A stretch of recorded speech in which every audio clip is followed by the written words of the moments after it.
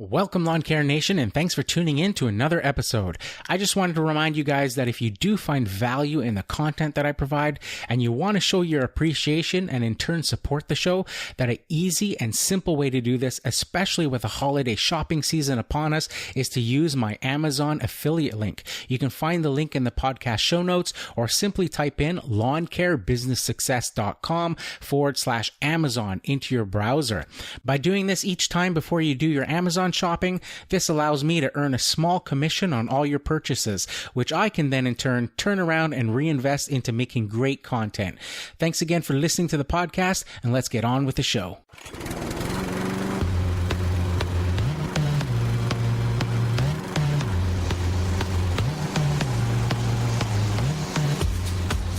You're listening to the Lawn Care Business Success Podcast, the weekly show sharing proven methods and systems in marketing, equipment, and customer service, educational and motivational, to help make your lawn care business an overwhelming success.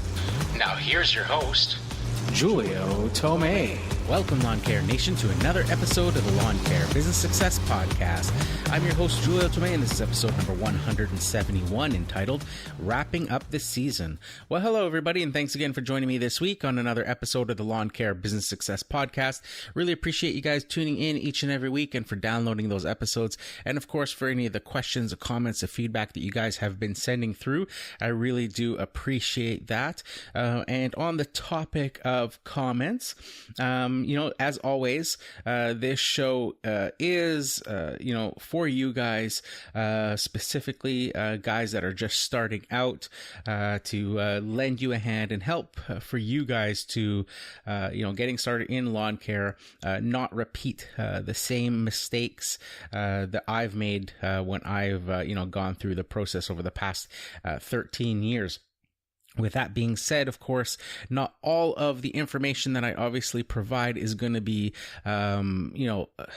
pertinent or relevant to your type of business because of, just geographical differences, and, just service differences and all that sort of stuff. So just keep that in mind. Make sure that you take, everything I say, with a grain of salt, and, what works for me may not work for you guys. Now, also with that being said, if you guys spot holes in the information that I've provided, I've explained this before where, I just go week by week over the past 3 years of this podcast now and try to present podcast episodes with relevant information for you guys. But like I said, it's very difficult remembering what I've covered and what topics I've talked about and where you guys see where information is missing, topics that I haven't covered, things that you're interested in knowing about. So, those comments are a great way. Just send me an email. You can go to lawncarebusinesssuccess.com/contact and just, send me a quick message through there, or as well through my Instagram account. And, let me know what you want to hear coming up on the podcast. Of course, with podcast reviews as well, I really do appreciate those that have, taken the time to leave a review. And I got another one in the past week, a 5-star review from somebody called XMarkUser, and the topic is awesome podcast. And they say, thank you for your time that you take making the podcast episodes. Keep up the great work. So thank you very much to XMarkUser for leaving that 5-star review on the US iTunes store. So that is fantastic. If you guys would like to leave a review, you can head on over to lawncarebusinesssuccess.com/reviews, and there'll be a link there to iTunes where you can leave a review. And also, it has sort of the worldwide aggregated reviews there, because if you're looking in your podcast app on Apple, say you're in the United States, it's only going to show you the US reviews on that. So it only shows you the reviews from the country that you're in. So I use a plugin on the Lawn Care Business Success website that aggregates those reviews from all of the different iTunes stores, in wherever podcast reviews have been left, and it puts them there on one page with the country flag, so you can see where that review was left from. Also, you can now leave reviews directly from the Apple Podcast app, which is fantastic, makes it a lot easier. And I've explained, I'm talking a lot. I know there's a lot of Android users out there as well. But like I've explained before, iTunes is really where podcasting got its start. And most of the smaller, with the exception of, say, Google, who now just in the last, year or so, started hosting, their own podcast directory. But for pretty much every other smaller podcast, they all draw off of iTunes, which is why those iTunes reviews are so important. It's just sort of the main hub for podcasts is through iTunes. That's why those reviews are so important there. So thanks for everyone who's done that. Also, a thank you to those of you guys who have been going to the website and going to the resources page and downloading those documents that I have for sale, the 8-page landscape maintenance contract, as well as the employee handbook. With that employee handbook, I can't stress enough as well that, that was donated by a listener to the podcast. I'm very appreciative for that. It was well done. It just helps with you guys purchasing those, lets me reinvest those funds into the podcast to help, mitigate the amount of money coming out of my own pocket, which of course makes the wife happy if I'm not taking out of the family budget to, pay for things like podcast hosting and stuff like that. On that note as well, for you guys that have been watching my YouTube videos, you might have seen this already on Instagram this past weekend. I'm just super appreciative of everybody who does go to the YouTube channel and watch the videos and puts up with the 3-second skippable ads at the beginning of the videos that YouTube puts on each video there that are enabled for monetization. After a few years here, of course, my channel is a small channel. Just getting started here, but I've one of the goals that I've had right from the beginning with the YouTube channel and enabling that monetization was to be able to take any money and literally it's like pennies per video saving that over time and reinvesting it into the YouTube channel. And I was able to realize that goal this weekend where I purchased a brand new camera. I bought a Canon DSLR.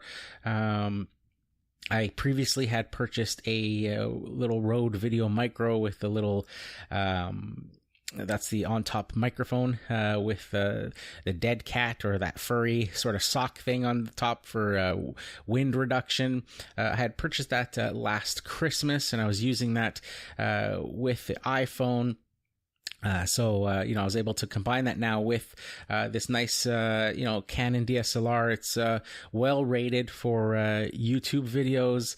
It's got a lot of great features, and it was paid for entirely by you guys who support the YouTube channel, and just clicking through. And even if you're just skipping those ads in the beginning, just those impressions, like I said, it's pennies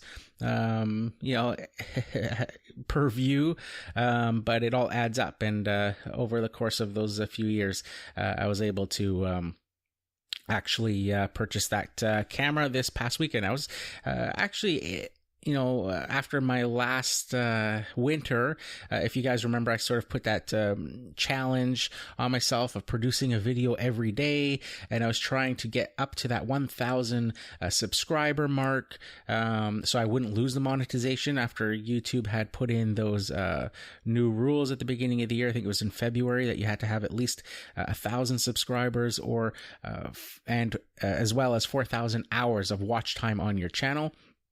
or else you would lose the monetization and you wouldn't get it back until, you hit those numbers. And of course, so I, did that self-imposed challenge to try to get, 1,000 subscribers, got some help with some shout outs from Brian's Lawn Maintenance, and, got over that 1,000 mark with a week to spare.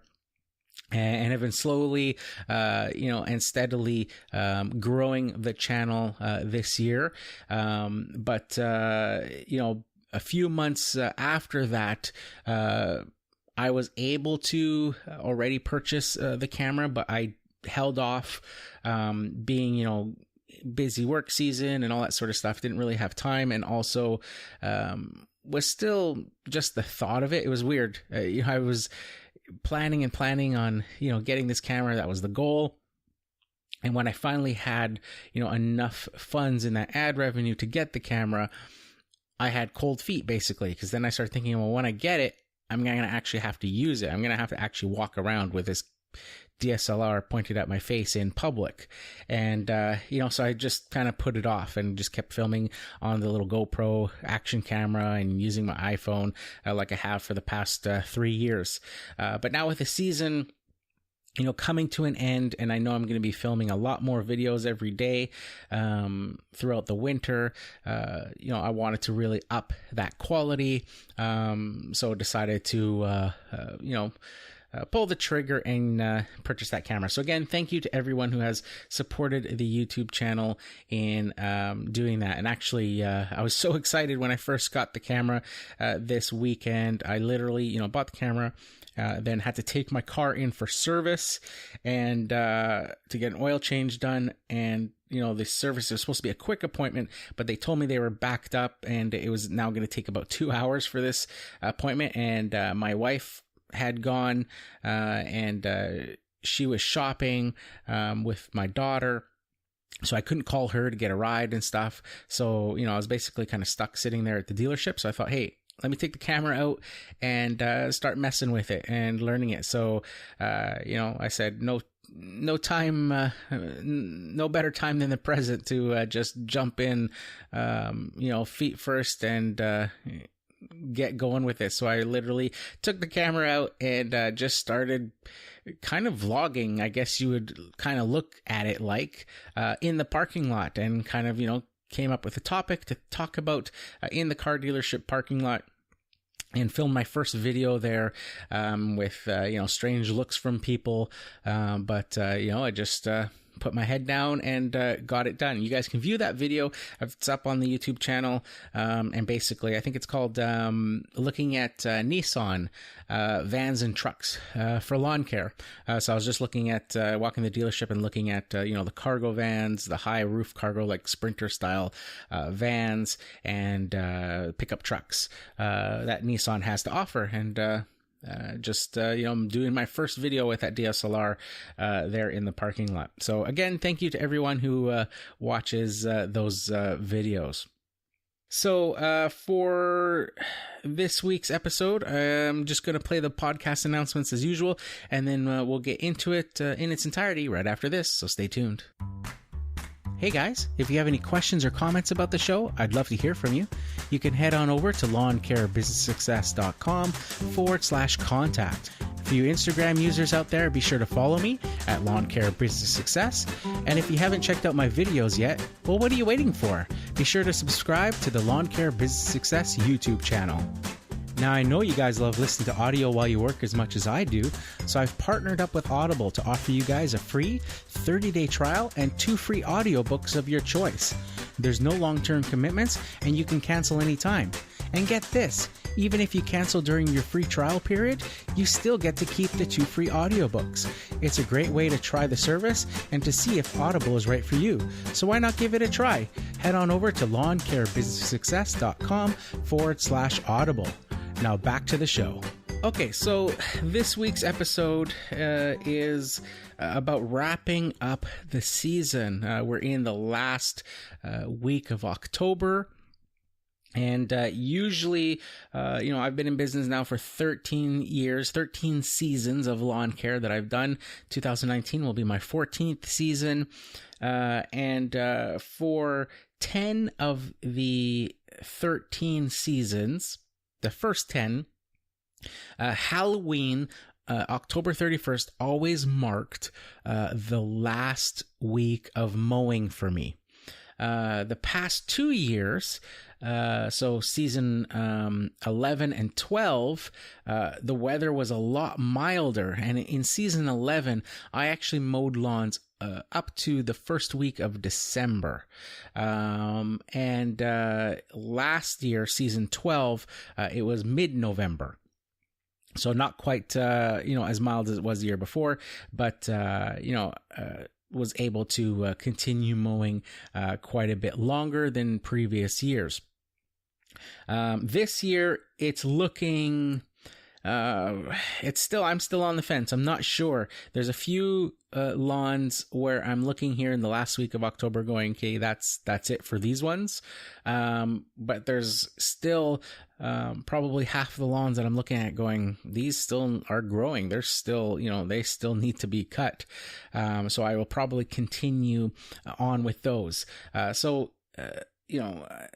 With that being said, being the end of the season, some of the things that I do at the end of the season, I just wanted to cover, especially for you new guys, kind of getting started and you don't have any sort of direction.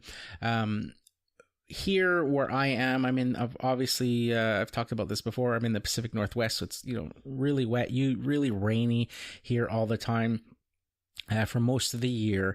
And, about year, I believe, maybe year 8 or 7 or so in business, I heard a local gardening expert who's well known here in the area. He had a radio show on Saturday mornings, and he owned, a nursery as well as a botanical garden that you could go and visit and, like a touristy attraction sort of thing, that people would go and visit these fancy gardens. And so he had a radio show in the morning, on Saturday mornings, offering gardening advice. And some people would call, it was like a call-in show. You'd call in and ask questions and stuff, and he would answer questions. Anyways, one year he was talking and saying, somebody asked him about should they have their lawns aerated, if it was worth doing. And not only did he say that it was worth doing, but he said here in the area that I live in, that it should be done twice a year because of the amount of rain that we get, that you should aerate your lawn in the spring, right after the winter, when the season is, lawns are starting to grow, but you should also aerate it at the end of the season, after your last lawn mowing in the fall, just before winter, because of all the rain we get and the compaction that occurs from that. And he said that, after all the lawn mowing and everything is sort of done, that he aerates, and then he puts lime down on the lawn, and also the winter fertilizer. And that's how he sort of, puts the lawn to rest for the year. So I had heard that 1 year is like I said, in year 7 or 8. And so that's the routine that I started doing. I have done that now successfully, ever since. So it's been quite a few years now that I've been doing that, and it's worked out great. And when I talk to customers and tell them about it, they completely understand. And the nice thing too is when I'm selling those services, at least in my situation, I can reference this particular person and the radio show, and people will, for the most part, some of them won't know it or won't have heard of it. But with the older clientele and stuff, they all sort of recognize the name and know who he is and have heard the radio show. So it makes it an easier sell because you're going, hey, this is the expert. Everybody knows this is the expert, and he's saying this is what you need to do. So it makes it a lot easier for me to sell twice a year. going through it over the years, becoming more and more confident in selling the service, I found myself too now, I will now rarely even refer to the expert anymore, because people just don't even question it anymore. If I say, this is the quote, and even in the spring when I quote people, I quote them for 2 aerations, and basically explain this is the system. In the spring, I'm going to aerate it. I'm going to fertilize. I'm going to lime, and then I'm going to fertilize it basically every 2 months after that. And then at the end of the year, once the final mowing is done, I'm going to come back. I'm going to aerate it. I'm going to lime it, and I'm going to fertilize it again with a winter fertilizer this time. And that'll finish off the season with that as the final services. And like I said, it has worked fantastically. The other thing that is really nice, if you think about it, is obviously the financial aspect of it. Going into winter, you may have your winter fund. You've been saving that all year as well. Finishing off the season, finishing off your last billing for clients, and having those, 3 extra services. If they're, something that is normally done, you may not do lime in your area.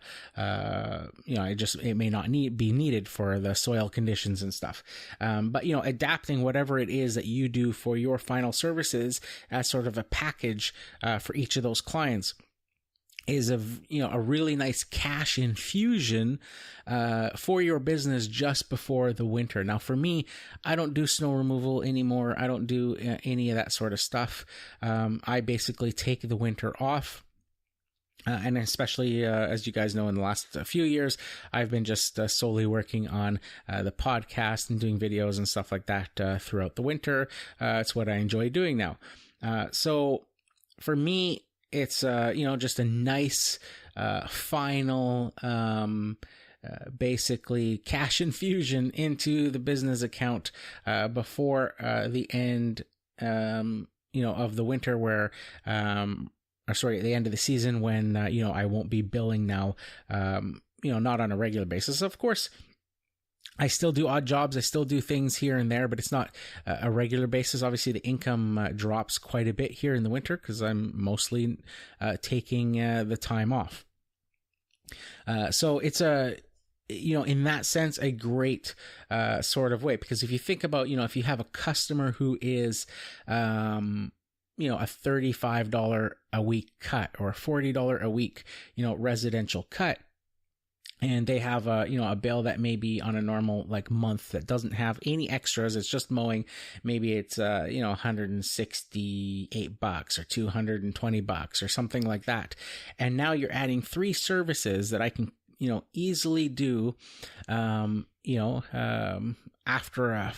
a lawn mowing or something like that. I'll usually go back the same week on the the Friday. If I've mowed that week, I'll go back on the Friday and start to do aerations. And with each of those houses, I'm also liming and fertilizing, and I may be adding that close to that price. I think the average ticket for me is about $168 for those 3 services combined: the lime, the fertilizer, and the aeration.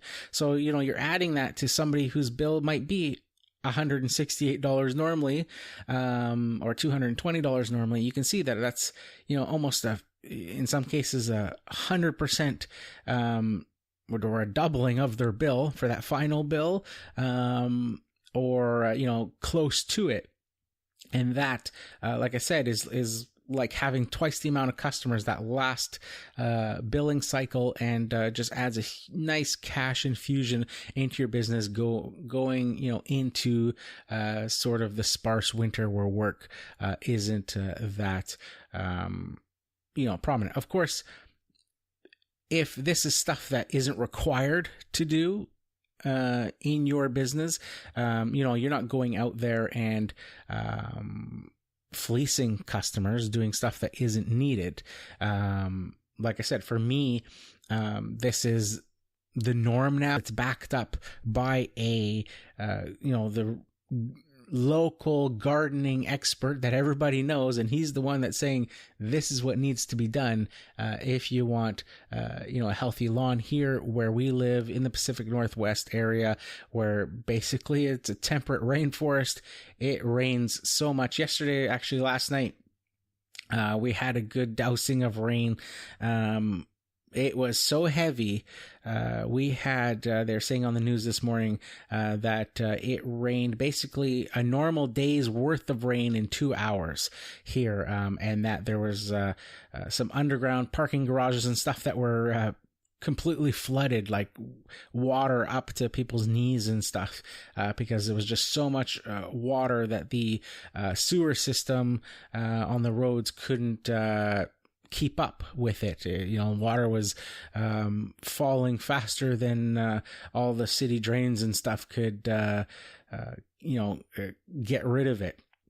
So it rains a lot here, and that adds a lot of compaction, and it'll be the first of many. I also added a photo this weekend too, which is sort of along the same topic there. I took a picture of my trailer, one of the signal lights. As I was walking by, I noticed something on it. It looked dirty. I bent down to look, and it was moss growing on the light lens. And that's just because it's always wet here. Moss doesn't require anything other than just moist conditions, and shade and stuff like that. It doesn't even require dirt or anything to grow on. It will just grow wherever. Providing those services that, aeration and liming and stuff like that helps to keep the moss in the lawns under control. It doesn't prevent it, just because the conditions here are overwhelming with the amount of rain throughout the year. So it's not going to prevent it, but it does make a drastic difference over the years, especially if it's regularly done. I've told the story a lot of times with, a customer who was one of the customers who was, he would think of me as sort of like, or at least it felt this way, like I was some sort of used car salesman, just trying to, sell him or fleece him, like I sort of mentioned before, I was trying to sell him aerations and stuff, and he didn't believe in those, but he let me, at first do one, and then, the next year he didn't want it and all that sort of stuff. And then he would want it again, another years, every couple of years. And I finally said to him one year that, what, if you're not going to do this regularly, then there's no point in you paying me to do it, because you're just wasting your money. I said, the only way you're going to get the benefits of aeration is if we do this every year, twice a year. And then you'll see the benefits. And only after a few years will you realize those benefits. I said, aeration is one of those things. I can do it. You're not going to see an instant, change like you would with putting fertilizer one week and the next week you see it greener and growing and all that sort of stuff. Aeration will start to correct, those problems that you're having in your lawn, like the moss and stuff like that, as well as broadleaf weeds and things like that, over time. And the lawn will start to get healthier over time, and it'll bounce back after winter a lot quicker, but over time. Finally one day he broke down and he was like, okay, I'm going to give it a shot. You do whatever you think the lawn needs within reason, bill it to my credit card, and we'll see how it goes. And so I started doing it, and I did it for, a year, then went into the next year, then went into the next year. And he just, sort of let me have free reign. He could see that I wasn't abusing his credit card, that I was just doing what I laid out the plan for his lawn was. And I remember going out there one day and I was mowing the lawn, and he came up to me and he just said, "Now I get it." And he kind of took me, and I was like, I didn't quite understand, but he was like, "Now I get why you aerate, every year, twice a year." He says the lawn has completely transformed ever since you took over doing everything. I just kind of gave him the, I told you so sort of thing, right? So, once you get into those things and you start doing it on a regular basis, it becomes so much easier. And, you don't have clients questioning why you're doing it, and that sort of stuff. So for me, it becomes very easy. It's just part of the routine now. Beginning of spring, they all know that I'm coming. I'm going to aerate, I'm going to lime, I'm going to fertilize, put first visit in the spring is a moss control, and then I come back after a month or so, and then I do the aeration, lime, and fertilizing, and then we get into the season. And then on equal note, they all know that now at the end of this season here in October, that whenever the lawn stops growing, that I will be back the following week after that final mowing, and I do those last services for them to put the lawn to rest for this season. So I will continue mowing until the end of the growing season, but each lawn is completely different, like I mentioned. So like I said, there's a couple lawns there where I was looking at going last week going, you know what, this is a lawn that's pretty neglected, like the cat enclosure one that I talk about all the time on my YouTube videos. You may have seen videos of me working in the cat enclosure. Basically a lovely older lady who has some cats that she wants to be able to let outside.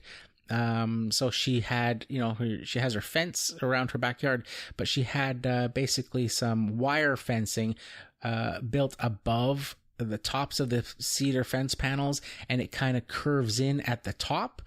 So basically, and then she has like a little cat door in her back door, so the cats can roam in and outside of the house, but they can get into the backyard. They can, go on the lawn and go in the trees and stuff like that if they want to, but they can't get out of the yard because of the way the fencing goes up and curves sort of around the top area. Like I've done videos before where I always say, it kind of feels like I'm going into a zoo enclosure every time I go into this backyard, because it's all sealed off and there's a wire fence gate that I got to walk into and close it behind me, and then get into the backyard to mow and all that sort of stuff. That's one of the lawns though that it's completely neglected, because she doesn't want aerating, she doesn't want fertilizing, she doesn't want liming, she just wants me to mow. That's it. Just mow the lawn. And there's certain areas that she doesn't want me to mow, where she wants the grass to actually grow tall because the cats like to chew on the grass. So I alternate areas where I'll mow this section, and then 1 week I'll weed whack it, and then I won't weed whack this little area for a couple weeks because she wants it to grow out. But then once it gets sort of unsightly, then I'll trim that area. So lawns like that, where there's a lot of bare patches and things like that, but she doesn't want anything put on the lawn because of the animals, this time of year, they just don't have enough resources as far as nutrients and stuff and fertilizers and things to continue growing. So they start to dramatically slow down a lot quicker than those other lawns. So I look at that and go, okay, you know what? It's Halloween. I'm not taking much off here. I've mowed the lawn, and not much is coming off. We will probably not continue mowing that one for the rest of the year. But with hers, at least, I do some of the trimming and stuff there too. I did that video last week of trimming some of her bushes and stuff at the front of the house, and some in the back. One where I normally drive in the back alley and I stand on my trailer to do the trimming. That was all in that cat enclosure house. I still do make extra revenue from those houses, but it's not in the form of fertilizers and aerations and stuff like that. And October usually marks the end of those lawns. So just something to think about if you're starting out. If you're not already providing fertilizing and applications and things for your customer lawns, if you're subbing that out to some other company to do, you're seriously leaving a ton of revenue on the table for your business. I would, seriously consider doing those sorts of things. Of course, you'll have to look up, whatever regulations are in your city. With here where I am, you need a license, an applicator's license to do things that have herbicides in them. Like weed killers and all that sort of stuff, but you don't for fertilizing or lime. And of course, there's no license required for aerating a lawn. So I used to have an applicator's license, and I used to do chemical spraying. A lot of the cities started banning chemicals, and you're only allowed to really fertilize and stuff like that. It depends on the zoning and the type of building. Commercial buildings and strata style buildings are still allowed to have weed killers and stuff put on them, and I think this is because they know that it's not the residents that are mowing those properties, that it's commercial businesses that are doing it. And know that they will then, be able to follow the guidelines better. But for residential, single family homes, you're not allowed to actually put Roundup or things like that on your own lawn anymore. And only if you have a major sort of problem can you call in a gardening company and have them, who are licensed, and have them look at it. And if they determine that there's an issue, then they can, apply a herbicide or something like that to your lawn on a, one-time sort of basis. This is something that I decided at that point that I didn't want to deal with anymore. Where I was at the time with clients, not a lot of them wanted weed control. So I decided that it wasn't really worth the costs of licensing and all that stuff. So I let my license lapse, and I haven't touched chemicals or done, a herbicide or Roundup or, Kill-X or anything like that on a customer's lawn. It's got to be over 10 years now, maybe, probably close to 10 years now. So I just do the fertilizing and liming and non-destructive stuff like that. So there's always, still an opportunity there if you don't want to do all of it, or depending on the regulations, if you don't want to get a license for application, if you're allowed to do certain other things. If you're not, maybe you have to get a license. If you have to have a license for fertilizer anyways, you'll have to look at your own city's regulations on what you're allowed, what you're not allowed. But there's such an opportunity there to make some good money, especially at the end of the season, closing in before the winter happens. So I would definitely, if you haven't already set yourself up to do that sort of stuff for this year, that you look into what you can provide as far as applications go, because it obviously goes hand in hand with doing lawn care. And there's no better, it's such an easy sell. With customers, I know that there's these big companies out there that do these chemical applications and fertilizer applications and stuff like that, but it makes no sense to have some other company come in for 30 seconds, literally, to come and fertilize somebody's lawn when they're not the one that are there every week. So when I explain that to a customer, like I said before, if I have a client who I pick up a new client and they have a contract with these high sales tactic companies that sort of give a discount if they prepay for the whole year in advance and all that sort of stuff, just high door-to-door sales, all that sort of stuff. I let it slide for that first year, but I explained to them, hey, I'll let it go because you've already paid them. But next year I have to take over this if you want me to continue mowing the lawn. It doesn't make any sense for some other company to come in and put this stuff down when I'm the one here every week and can tailor what your lawn specifically needs as I see conditions changing and all that stuff. And it just makes absolute sense. It also helps that, in my experience, most of these clients are never happy with those big companies that they prepay. There's always issues with billing, or they just don't like that they see them pull up and they're basically whipping through the yard, like I say, 30 seconds and they're gone. They don't equate that to value that they've paid. Where when you're there, because I'm doing, fertilizer or something with the mowing, I'm there for, a half an hour or so. And I'm mowing the lawn, trimming it, edging it, and then doing the fertilizer and all that sort of stuff. They equate that with value because I'm there for a longer time, even though it's more services that I'm doing. And it makes it such an easy sell. It's so easy. So if you haven't already done that, you don't offer those extra services, then you should absolutely do it, because you are leaving money on the table. And going into the winter, like I said here, I'm just getting ready to head out. I'm going to go pick up the winter fertilizers and stuff to have them ready. Lime, I've got a bunch of lime still from the spring that I bought a whole bunch of lime from a local,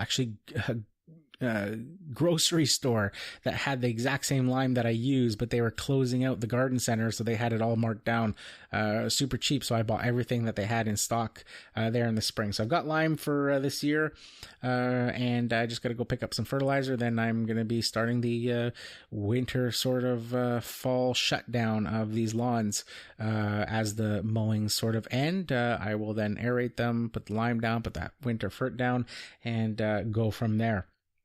And, end off the season on a, good positive note.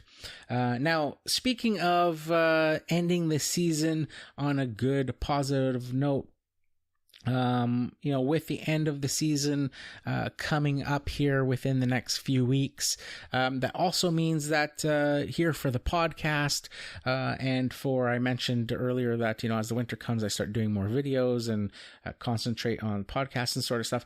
This also means that I will be doing the podcast interviews again, as I have been for the last couple of years. I know you guys enjoy those as well. Something different to do.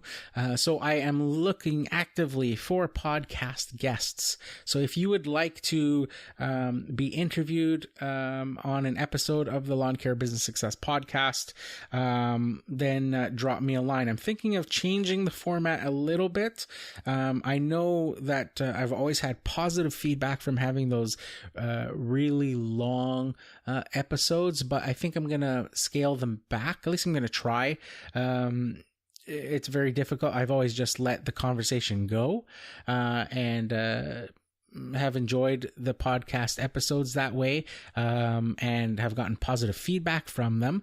But they are, hour and a half long, some of them 2 hours long. So I'm thinking of trying to see if we can condense them to an hour, and just seeing how that goes. Maybe just looking for ways where I can save time, leaving out maybe sections that don't have as much value, and just concentrating on a straight interview. This is what I'm going to try. It's like I said, just an idea there. So if you're interested, like I said, I'm actively looking for podcast guests for this winter season.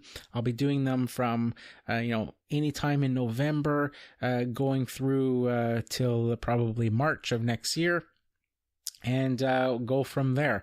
Hopefully I can get some participation from you guys. It's been really fun the last 2 years doing it. So if you'd like to do that, and it's not a requirement to have a YouTube channel. But it certainly does help if you have some sort of social media presence that I can check into, because it lets me do my due diligence and lets me look for topics by watching your YouTube videos and things like that. Makes it a lot easier for me to be able to watch your videos and see what you're all about, what sort of, challenges you have, the things you share, and just makes the conversation a bit better for me to be sort of prepared. If you don't, like I say, it's not an entire requirement, just makes the interview a bit just more sort of sporadic, because I don't really have too much background info that I can use in preparation. With that being said, you can drop me a line at lawncarebusinesssuccess.com/contact and, let me know there. You can also hit me up on Instagram. Lawn Care Business Success is where you'll find me there. And just, drop me a message and let me know that you're interested, on doing an interview episode on the podcast. And we will go from there. I may try doing some video interviews as well, and seeing how that goes. Lots of different possibilities, lots of different things to play with over the winter. So that's it for this week, guys. Here's to wishing you guys all overwhelming success and freedom in your lawn care business. Bye for now.